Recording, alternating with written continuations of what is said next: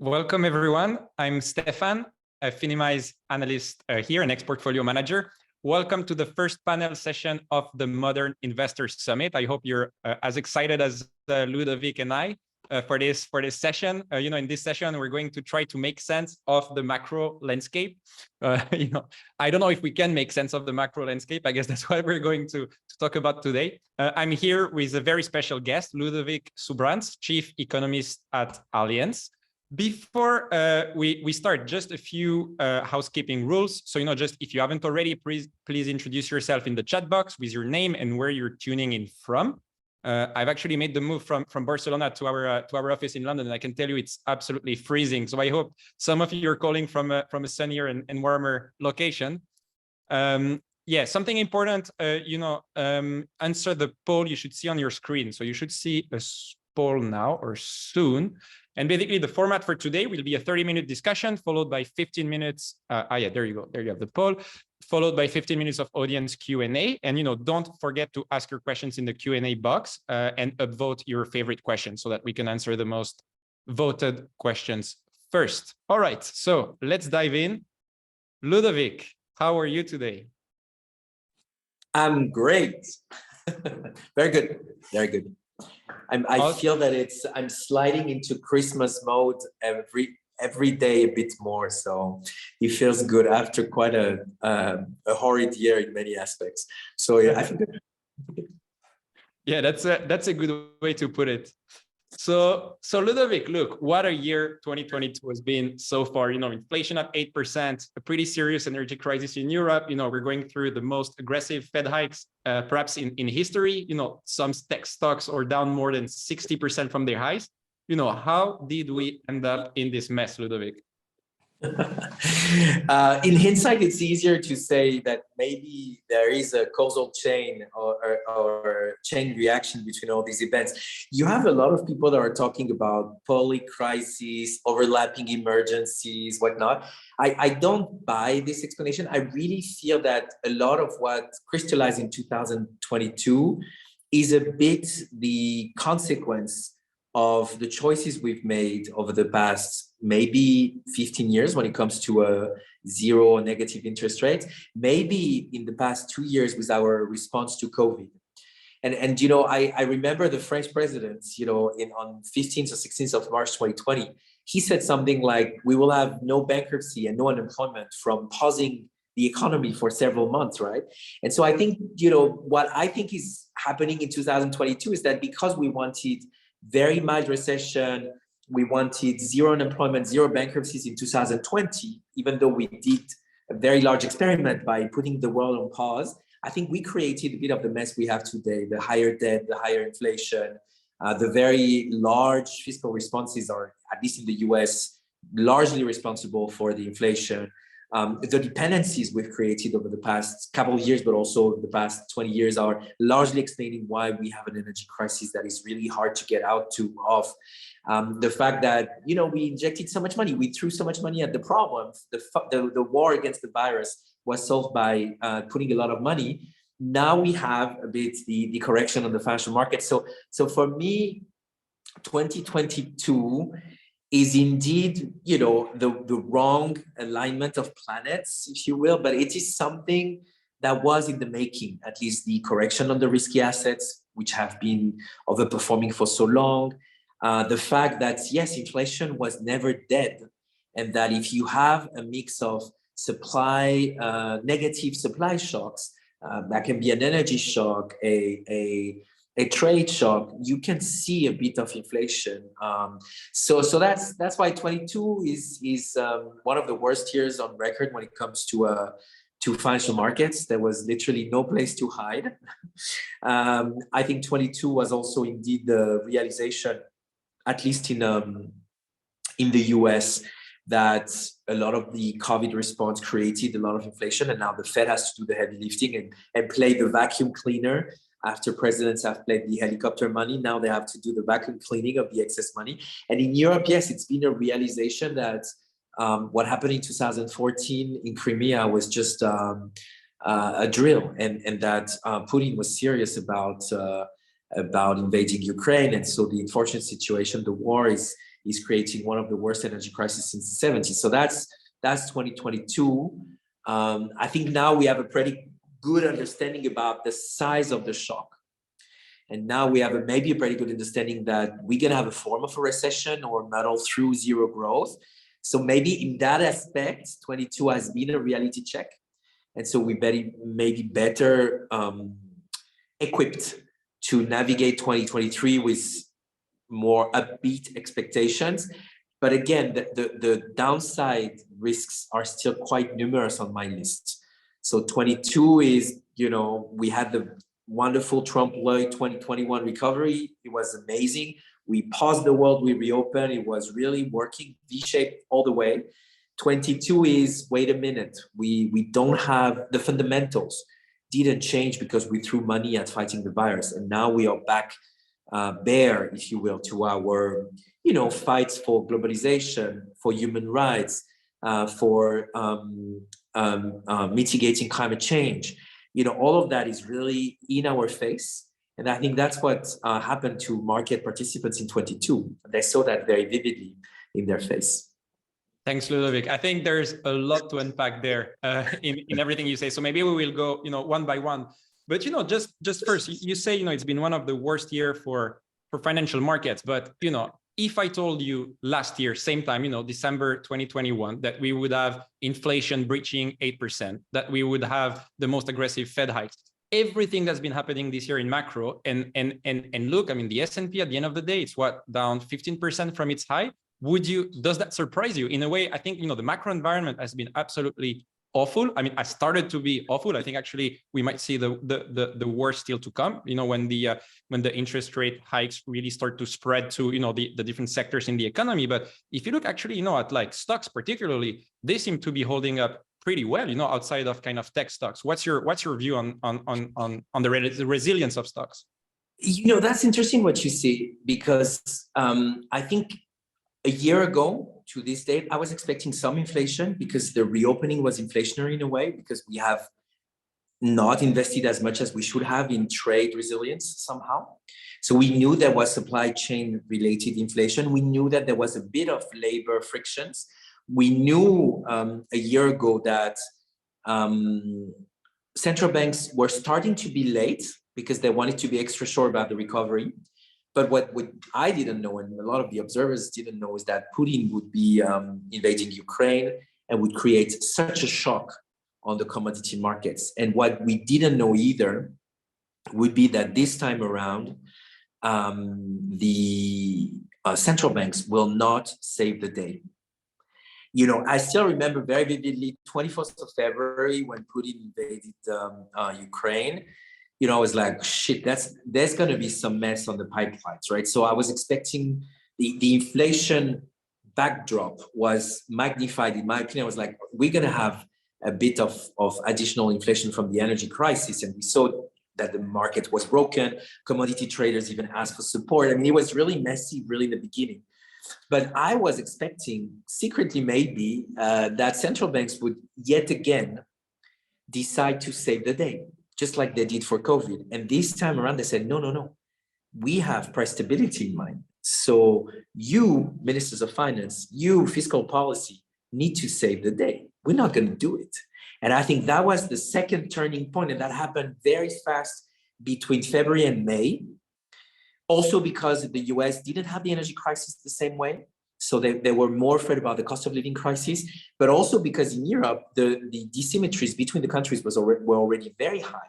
And in the UK, you had a lot of Brexit-related inflation and so forth. So the fact that central banks said, wait a minute, if we don't today show credibility on fighting inflation, we will never do it. Yeah. And so that was the second breaking point, I think, for markets. If you remember, there were some analysts in February, March, even April that say, buy the dip, buy the war. You had a lot of this, calls for buying the dip related to the war. And I remember being skeptical about this, but at that time, I didn't know that central banks would be serious about this abrupt tightening, and very, very time-wise, very anachronous, if you will, because they're tightening when we know that the energy crisis is creating recessionary type of headwinds, right? So I think market participants were very shocked by this. This being said, I think, again, that now there are still uncertainty and negative confidence effect. We still don't know what the energy gap is going to be for the winter 23-24 in Europe. We still have questions about, you mentioned it, the rippling effect of this interest rate hike on the mortgage sector in the US, on the corporate credit access in the US and in Europe. So there are some questions, but to your point, it's true that I think some of the risky asset classes like US equity markets have been quite resilient in the face of quite a shock. Why? Because I think, again, COVID response, massive wealth transfer from the public to the private sector. This also explains why, for example, the corporate bond market is extremely resilient, even much more than the equity markets, because there's this idea that the corporate sector has stronger fundamentals than even maybe a couple of years ago. So I think that's what you see in the equity markets. You see this Darwinism. The companies that are in the equity market, they are there because they're good, because they still have cash, because they still, use pricing power, they can do productivity adjustments. So I think the reason why the equity markets has not corrected as much, given the size of the macro shock, is because there is some form of resilience in the very strategies and the coping mechanisms of these companies, right? The problem is that there is an accrued effect of inflation. The longer inflation sticks and the higher central banks have to go to kill inflation and therefore cause the recession, the more you're going to coalesce additional risk on some of these listed companies. And so that's why you mentioned the worst is yet to come. Our expectation, for example, that we're going to still have substantial volatility as in negative correction on the US equity market, but also on the European equity market, all the way through the first quarter, if not the first half of 2023. And then normally nice rebound in the US equity market because the Fed is going to pivot somewhere in the third quarter because they're going to reach a terminal rate that is going to be around 5%. But in Europe, I think there is another problem, which is we don't have a solution to the muddle through caused by the energy lead. And so the equity market in Europe, which has been even more resilient to a certain extent, also because they were less overvalued, we have a big question mark when it comes to the end of 23 because the energy situation is not going to magically solve itself. So unless there are, the ultimate vaccine is the victory. Is peace talks, and so we don't have that in sight for now. So you're going to have this stronger decoupling on the risky assets between the US and Europe, also in the second half of 23. And so in the end, we expect, for example, that the equity market, the S&P 500 and so forth, by the end of 23 should recuperate 4 to 5%. Whereas I think the European equity market should actually be zero growth in 23 as of today. But so there is this resilience, but also you shouldn't underestimate the accruing effect of having these recessionary headwinds in a very, this stagflationary recession, as some people would call it, that are still weighing very strongly on the margins and the operating profit of a lot of these companies. And of course, you mentioned the non-profit tech bubble that pricked. We can mention also all of the liquidity alarm bells that we've seen from FTX to the pension, the liability-driven investment in the UK, to Archegos Credit Suisse, to commodity trading. We see also that one of the big part of the equation for 2023 is going to be financial stability.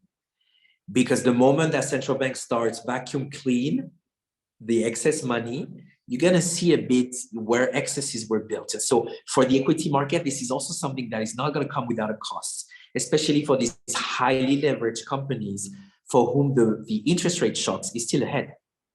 They've retreated from extra financing. The high yield financing access has dropped 60% in 22. But in 23, they may have to come. Actually, most of the repayment wall is in 24. But in 23, end of 23, you should start to see refinancing needs grow. And it's going to be at a spread of 400, 500, maybe 600. So that's when you're going to see a bit the real effect of the interest rate new regime, also on the corporate sector. And that could be a bit of a deal breaker for some companies in the retail sector, transport, construction, that are very cyclical and very affected by the financial environment. Yeah, I'm 100% on board with what you say. Like when people ask me for my view, I say 2022 was kind of a reality check for valuations. 2023 will be a reality check for, economic growth, the real economy and companies' earnings. And I think, stage one of the drawdown was kind of, led by falling valuations. Stage two will be led by falling margins and falling earnings. And I think, it's actually at that point that I see risks to financial stability higher. It's actually not when rates are still rising, I think when financial stability risk will start to really, we'll start to see those risks happening, it's actually when growth starts to fall and, perhaps inflation stays a little bit higher than what we think. Now you said something, you see some vulnerabilities, some excesses. In what kind of, sectors of the economy or perhaps, sectors of the market you see kind of the strongest vulnerabilities? It depends on the countries, right? So in China, real estate is very complicated today still, in spite of the measures. Of course, now this very drastic choice between reopening or not, which is the choice that most countries have done, 2 years ago, is very interesting for the retail sector in China, but also for the trade sector. In Europe, I would say I'm very concerned about the manufacturing sector because they've done a lot of the energy efficiency gains when faced with the energy crisis, but there is not much more they can do. So a lot of sectors that are very gas dependent are going to have a very tough 2023. And the energy bill plus the wage bill plus the interest cost financing is really a negative competitiveness shock that is very strong on Europe, right? And of course, on top of that, you have the US being, super protectionist with the Inflation Reduction Act. So you're like, I'm worried about the European manufacturing sector, and why I'm worried also because I find that most of the solutions to the fight against climate change are going to come from manufacturing. So we need a strong manufacturing sector, right? And then in the US, I think it's cyclical. So retail, transport, hospitality, and leisure. I was looking at the numbers just connecting here. I was asking my team, have a look at these so-called excess savings from COVID. Remember there were trillions that were amassed by people because they couldn't go to the restaurant, they couldn't travel for over a year or so. It looks like by now, inflation and financial markets correction have wiped out the excess savings from COVID. So we're going to go into 23 with very little cushion, especially for the most vulnerable in society. And so that for me means that the cyclical sectors, semi-durable goods, automotive, there's going to be a bit of risk in the US coming forward because even it could be the most forecasted recession of the modern century. That's why a lot of people are making fun of saying, okay, everybody's talking about recession. Since everybody's talking about recession won't happen. I still think that even if it's not negative growth, there's going to be zero growth for quite some time, and in Europe, it's going to be because of this energy crisis tunnel. In the US, it's going to be till the Fed finds back some form of balancing and the financial cycle normalizes really. And so that's going to create very, differentiated effects on sectors, but also on resilience strategies by companies of this given sector. So my main concern, to be honest, is that there's going to be a winner takes it all type of situation. As I said, 2022, nowhere to hide. 23 is the return of selectivity, discrimination, differentiation.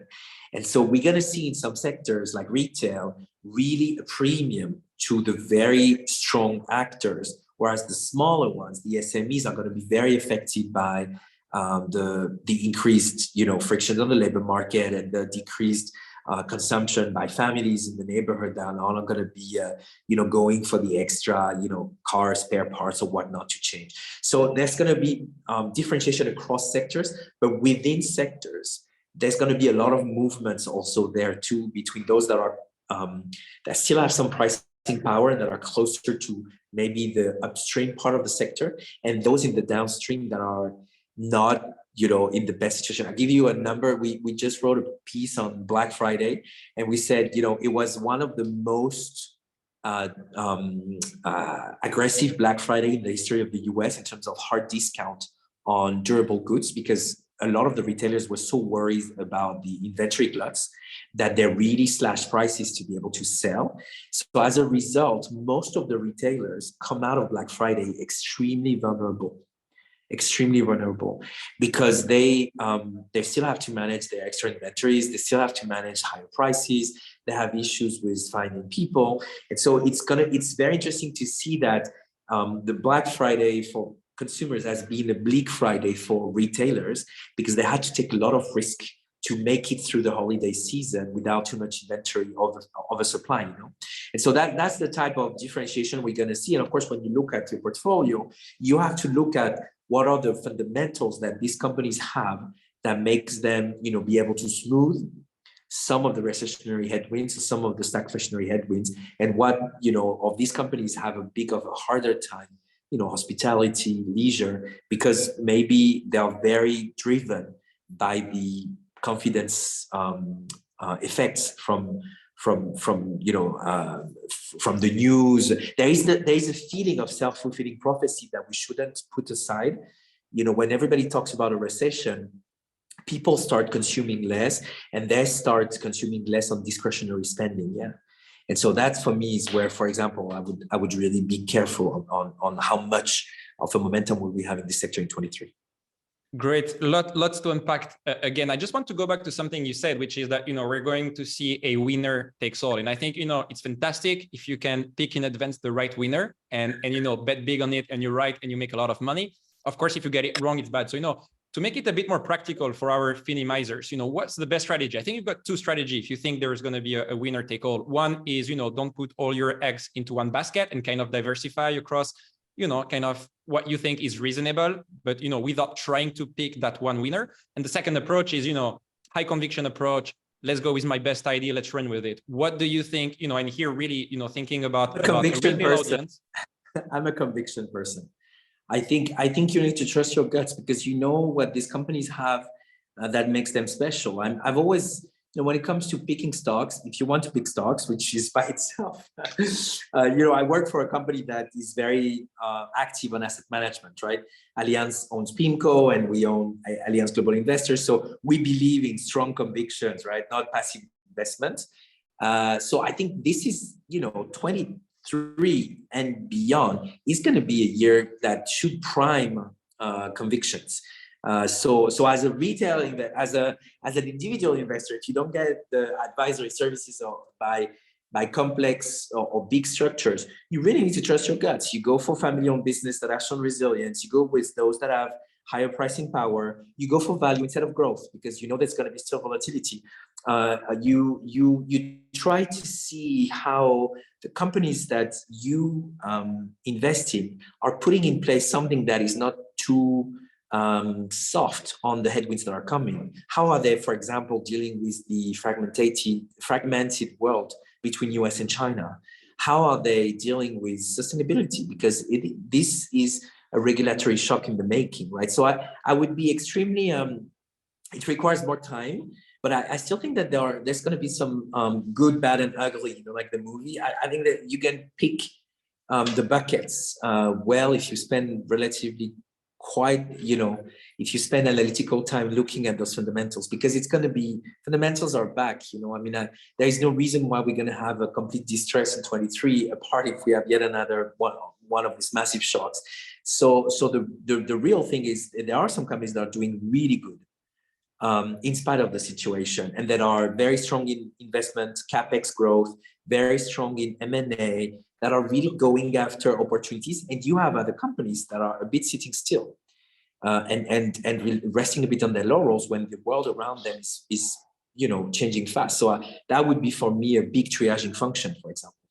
No, and I love the focus on conviction. And without going into specific stocks, let's stay at the sort of sector index level, maybe perhaps even geographic level.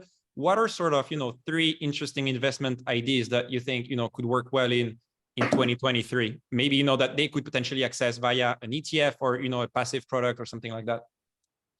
Okay, so no bonds, right? Only stocks. Anything. Okay, so I'm a big so European stocks, because they are less of a value than US stocks. So if you can go after European stocks, value stocks, go for them. I think there is still quite some resilience, but still some upside in 23, in spite of what I just said about this energy crisis staying on. I think you have a lot of fiscal support, and so I would think that European stocks have maybe a better ride ahead of them than US stocks in the first half of the year. So if you want to be very tactical, then I would go for bonds. I think bonds are back. It may be boring, but So which bonds? Just for our Finimizers. It depends on your risk. Treasury bonds. bonds. The thing. So that depends on your. That's the thing. Bonds are back, but you need to re-enter with your risk appetite, which is very different. I wouldn't go for high yield corporate bonds. I would go for investment grade, for example. I would go for government bonds because you know what? I think if there is one thing that shows that it works anyhow, it's always government bonds. And maybe I would be a bit riskier on that government bonds. So in Europe, I would buy Italian bonds, for example. Maybe I would go for municipal bonds because I believe that the risk return profile is actually okay because we want, there is this idea that cities are empowered to do a lot more of the investment function than in the past, so I would be, so European stocks, bonds in general, especially with more or less risk, but especially government and high and investment grade corporate bonds. And then I think emerging markets are going to be slightly better in 23 than in 22. 22 was very good, for example, for Latin America, Brazil. I mean, it was really crazy given the uncertainty. But the currency held still, most of there was a lot of the inflation fight in Latin America was actually very strong. Now it's changing a bit. But for example, in the emerging world, there are some, complexities, but I would go for Asia, Thailand, Indonesia, Malaysia. They're doing great stuff. They're staying in the tightening game. They have managed the currency. They're very good at managing their dollar reserves.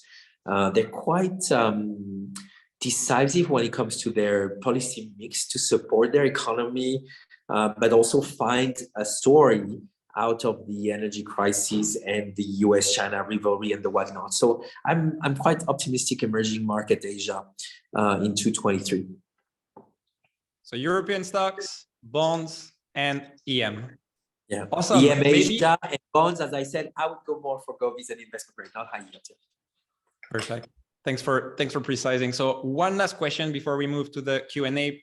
So don't forget to add your questions and vote for the questions you want to see answered first. But one last question. You've obviously done really well, as an investor, Ludovic. So what are your sort of top tips, to our Finimizers for 2023 in 2 minutes?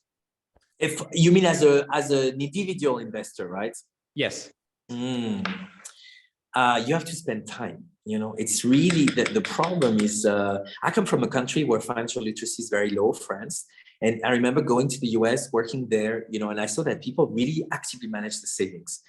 And they didn't let it to chance, and they didn't let it to, whatever, my 401k is doing it by itself. I think inflation is reigniting this in us. If you ask the Argentines or the Turks, they know what inflation is. And so they know they have to actively manage their financial savings, right? So I think it's a wake-up call for everybody, especially in the younger age, because they're like, okay, the former generation had very little inflation. So they didn't have to really care for their deposits, melting like snow under the sun, right? So I think spend time, really try to understand the mechanics behind. Don't take crazy bets, because there's going to be a cathartic moment for those credit bets. And of course, I could talk hours about crypto. And invest in things you trust in. You trust the value, you trust the compass, the value compass, the interest compass, and the value compass are oriented in your direction. I wouldn't go for something that I think is a good investment, but I don't really like what the company does. I think this, in a world of impact, you need to realign your portfolio, and it's still very lucrative, but you need to realign your portfolio with things you really believe in there. Awesome advice right there. I hope everyone took some notes. Thank you so much, Ludovic. So now let's move to the Q&A. So let me see what's been most upvoted. All right. So first question, what asset classes have historically protected against high inflation and poor market performance? Great question. I think there are any. I think you have a lot of investors that tell you, oh, commodity, it's true. Inflation-linked bonds, it's true. Real estate, it's true, but not at this level of inflation. Because the protection is very expensive, because even real estate now, the inflation hedge is very debated, because you have a lot of places where real estate was overvalued. So I think that's why, letting the inflation cat out of the bag was so problematic. So I still think, there are... real assets, for example, are still big things. So if you have access to real assets, residential, make it green, make it ESG compliant. But if you have access to real estate, infrastructure, this is strong in the face of inflation. The short-term patches like commodity or inflation-linked bonds, etc., I wouldn't be such a fan because I think they don't answer the structural challenges that come with a bit more residual inflation on a regime change, right? The three Ds: decarbonization, deglobalization, and demography. This is creating a bit more inflation, and for that, real assets and bonds are, I think, the answer. Especially if you get inflation back into control, you're going to get real positive rates on the US Treasury by year end. End of 23, you're going to get 1% positive real rates in the US Treasury. That's quite a safe bet for me to balance a bit if you're taking a bit more risk on, real estate, for example. So I wouldn't, over sweat over this inflation hedge. I think the bulk of the inflation now is behind, and now it's about what do we do on the structural inflation, and for that, bonds and real assets. Yeah. And they also say, so protected against high inflation and poor market performance. And the one asset that came to mind. That's why I didn't put stocks, yeah? Yeah, and poor market. Yeah. But what do you think about gold? Everybody should have a bit of gold, yeah, but that should be for weddings. Yeah. No, I mean, it's gold has always been a signal of financial distress, right? So I think if you believe that there is a lemon in the making, you should buy gold. If you don't think there is a lemon in the making, you shouldn't. Yeah. So I think I don't forecast as my baseline scenario a systemic meltdown of the financial markets. So gold it's fun, but it's not an investment strategy, I would say. All right, not a big fan of gold outside of weddings, but I did like the little comment. Okay, let's move on to the next question. Given that interest rates have a delayed effect, when do you think the economy will feel the effects, and when do you think the Fed will pivot and begin easing again? Fantastic question, Omar. So in our scenario, the Fed pivots November 23. So we already have a deceleration of the hiking path in the next meeting. So we have 50-50. I think we have 50, 50, 50, and then 25, and then a pause. And then there is, and then it cuts 25 in November 23. So that's our Fed scenario. It's a weird Fed path because there is a pause, which is not usual with the tightening cycle. It's a weird path because the Fed is basically using the inflation as a guide for the hiking path and the labor market as a guide for the terminal rates. So what I feel uncomfortable as an economist, as an investor, is it means that by the time the Fed stops, it's going to be too late. Because, when they say we're data dependent, it means they're waiting for things to happen to pause. So that means they let go completely of the capacity to even forecast. And so I find that super interesting because it is really a very populist move by the central banks. And so they were so late that now they don't want to throw the towel too early. So I think they may actually pivot a bit late to my taste, but they're going to do it anyhow because that's what they created as anticipation by the market, right? So there's going to be a lot of pressure from politicians in the first half of 23 for them to pivot. It's going to be massive. The Democrats in the US, the left wing parties in Europe, they're going to be saying, you central banks are causing the recession, and they're going to have to hold tight. Yeah. And so that's going to be quite a political moment for central banks. But I still think, in Europe, for example, we have a pivot only in 24.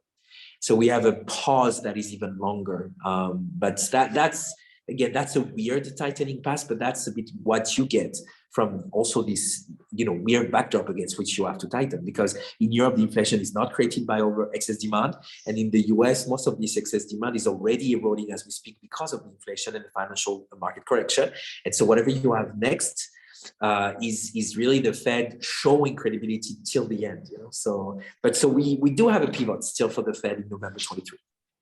And just to continue a little bit on that, because I think, one of my kind of scenario is that actually, the Fed will be forced, as you say, partly because of political pressure to actually go big again, let's use the bazooka again. And then, what happens to inflation? I think, no one really understands what drives inflation, not the Fed. I mean, honestly, no one really knows why it was so low for so long. And then it spiked so quickly, even before actually the war started. So I think there's a chance that, they just go big again. The Fed still has a huge balance sheet. Imagine they go with the bazooka once again. What happens then next to inflation? Are we at risk of having, another spike in 2024?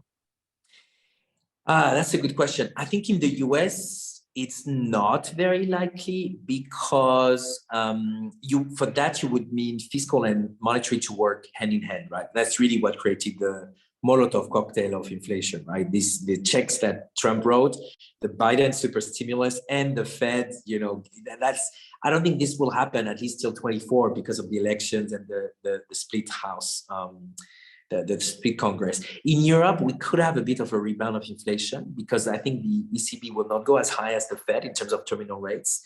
But also, I think because most of the reasons behind the deflationary pressures in 23 are going to be capped on gas and energy prices. So it's going to be manufactured, tempered inflation. So the risk is that when you take that out, these price controls, they spike up again. So I'm more worried about this scenario in Europe than in the US. In the US, I think once you've killed the excess demand, which I think is really in the making, it shouldn't spike again. I think the Fed is going to have a harder time tightening the balance sheets because of financial stability, but at least on the rates and on vacuum cleaning the excess liquidity, I think it is working. It's just slow. And so the sluggishness of this vacuum cleaning could mean that they reopen because of the fear and the politicization. But I think it would be then too recent for them to redo these mistakes. Of course, it could change with a different president and so forth. But right now, I don't think this risk is likely. But you're right. If they were to do that again, I think we could have like a rebound in inflation. And my concern is the rebound in inflation in Europe. And just as an aside, I think we give central bankers a hard time, but to be very fair to them, they have an incredibly difficult job. We're talking about those lags. You raise rates today, it's going to impact different sectors with different time lags. The environment today is so different from like 20 years ago. So you cannot just use, what happened historically. I mean, they've got a really, really a tough job. So I think also it's important to give them some slack. It's good that you say that, Stéphane, because I've always, in my comments, I've always tried not to belittle central bankers. I know like economists make a lot of money, being the talking head saying that the Fed is wrong. I hate that because, you wouldn't want to be in their shoes for a minute because you were asked to step up your game at the time that nobody was ready to do it. And now you are an unelected power who has a lot of systemic value, and you have to make choices that are not clientelist. This is super hard. And so they're trying to do their best. It's always easier to backtrack. You say, they should have done that. It's always easy. But to be fair, I'm super happy that we have strong central bankers in the world, including in emerging markets, by the way. This generation of central bankers is very good. Could they do slightly differently? Yes. Could they do massively differently, like a lot of these observers comment? I don't think so. Because the political economy of central banking has changed dramatically in the past 20 years. Because the financiarization of the economy is so strong that there is a bigger role, a bigger heavy lifting expectations from central banks. And so that's, Domandip says, remember to be kind to your local central banker. It is true. Remember to be kind. They're doing what they can. They're human after all. And so that also is a reminder for the crypto aficionados, this whole idea of, the holy grail of disintermediation. We don't need these central bankers anymore because we're going to do it among ourselves. That's also, a good wake-up call, saying that it's not an easy job. Also when you're peer-to-peer, right? But when there is a guy or a lady who's in charge of managing, how much money supply you have in an economy, it's a tough job out there because there are always winners and losers. And unlike politicians, they don't shy away from saying it the way it is, and this is the tough part. Yeah. So remember to be kind to your central banker. So Ludovic, one more question. So actually the next one was on kind of, opportunities and investment. I think you've already covered that with your 3 investment ideas earlier. One more question, which I think is very interesting. Do you think it's right to assume that 2% is the right target for inflation? Wage-driven inflation will be far stickier. Love that. Yeah, I think changing the rate is actually making sure that it changes. So if you change the target, that means you re-anchor everything. And so that means it's the new inflation regime is 3%. So I don't think changing the target is the problem. I think accepting some variation around the target is very important. This is what, happened in the US and now in Europe. I think maybe it happened at a time where the central banks were extremely accommodative. And so now we're paying the price of a bit too much, a lot too much. But on the wage situation, it's, I today, if you ask me, I don't see wage price spirals. A wage price spiral in economics is higher inflation causes higher wages, and higher wages causes higher inflation. We don't see that today. We see higher inflation creates a demand for higher wages. Remember, most of the time, and the literature is very adamant on this, most of the time you don't negotiate as high increases in wages as there is inflation. So you always, I don't say that wage earners get screwed, but there is a bit of that. And then secondly, we don't see these higher wages go back into the prices because people save money, because they lost financial savings, right? So the wage growth is expected to be 4-5% in the US and the UK and Europe, but I would not name a wage price spiral when it's not a wage price spiral. And I think the real question around the 2% target is not the wage price spiral, because that can be killed with a recession. How cynical it is, but this is the reason why central banks can stop hyperinflation. The 2% target, the question is decarbonization, demographic, and deglobalization. Are those three creating maybe 2.5 or 3%? This is the big question. And then that means it's not the central bank's job. Central bank's job is short-term inflation management. They're not here for the long term. Long term is growth, productivity gains. This is the other technical and line ministries. So I think changing the target in short term is not the solution. The real issue is how much inflation can we tolerate, knowing that social protection is very costly, knowing that investing in climate resilience is very costly, knowing that fighting inequalities is going to be the challenge of the next generation. And so I think this is what we need to focus on, these structural reforms on, aging causes inflation. What do we do about this? How do we increase labor market participation for the elderly to their time with a lot of flexibility and so on? And rather than trying to change the target on central banks, which is not going to answer the long-term challenges of the inflationary pressures embedded in our economic systems. Ludovic, I'd vote for you as president. Do I want this life? Yeah, maybe not. Sure. But look, you're getting a lot of love from our Finimizers. Lots of them ask also, about your last name, about whether you're managing a specific fund. So I think you're getting a lot of love. So thank you so much. It was extremely insightful. I guess people can find you on LinkedIn. I see you share lots of useful stuff there as well. Fantastic, great to have you here. Hope to have you again here at Finimize. And the next session, stay tuned. So the next session actually starts in 15 minutes, 2 p.m. London time. And we will talk to Stephen Bird, CEO of Aberdeen, Finimize parent company, on 3 defining investing themes for 2023. So don't miss it for anything in the world. Thanks, Ludovic. Thank you, again. Thank you so much. Bye, everyone. Everybody.